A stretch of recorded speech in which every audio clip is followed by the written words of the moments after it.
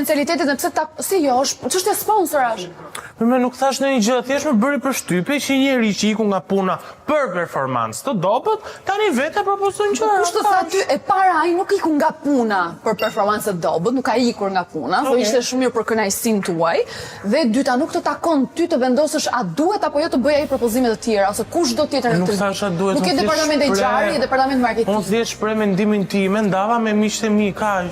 Me miqtë tu? Me miqtë e mi. Po nuk të takon ty, pra nuk je profesionist për këtë gjë.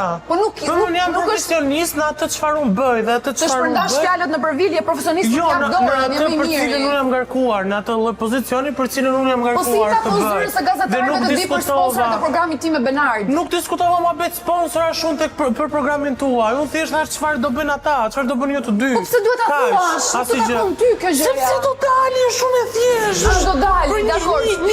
Një orë maksimumi.